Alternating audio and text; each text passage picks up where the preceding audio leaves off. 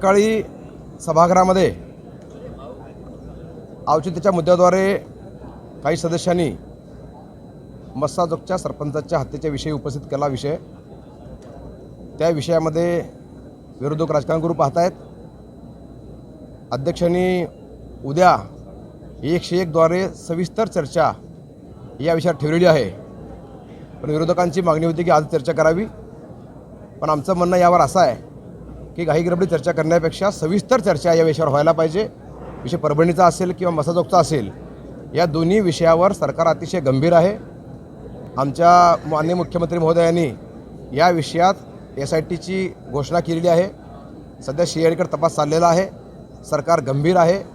यावर महाराष्ट्राच्या जनतेला आम्ही आश्वस्त करू इच्छितो की उद्या 101 द्वारे या विषयावर सभागृहामध्ये सविस्तर चर्चा होणार आहे. आम्ही सगळे सदस्य त्यात सहभागी होणार आहोत.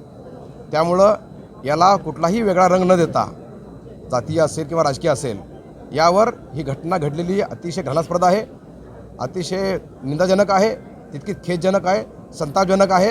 या घटनेचा आम्ही तीव्र निषेध करतोच आहे. परंतु या विषयावर विरोधक राजकारण करतायत. त्यांना माझी विनंती आहे की राजकारण न करता उद्या चर्चेत सहभागी व्हा. माननीय मुख्यमंत्री उत्तर देतीलच, पण या निमित्तानं महाराष्ट्रातल्या जनतेला मी आश्वस्त करू इच्छितो, आम्ही सगळे आमदार मराठवाड्यातले, की या विषयावर सरकार गंभीर आहे. विषय परभणीचा असेल किंवा मस्साजोगचा असेल, या दोन्ही विषयावर उद्या चर्चा होणार आहे.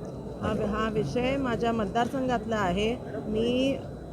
मी आपल्या माननीय मुख्यमंत्री साहेबांना ह्याच्यावरती स्वतः 1-on-1 चर्चा केली आहे, त्यांच्याशी बोललेली आहे आणि त्यांनी मला आश्वासन दिलं आहे की 101च्या ह्याच्यावर चर्चेवरती उद्याच्या दिवशी सविस्तरपणे ह्या मुद्द्यावरती आपण चर्चा करू आणि जो बरोबर न्याय आहे तो नक्कीच मुख्यमंत्री साहेबसुद्धा तेव्हा त्याच्यावरती चर्चा करून या प्रश्नावरती उत्तर देतील. म्हणून काही गडबड न करता उद्याच्या उद्या आपण चांगल्या पद्धतीने ह्या विषयावरती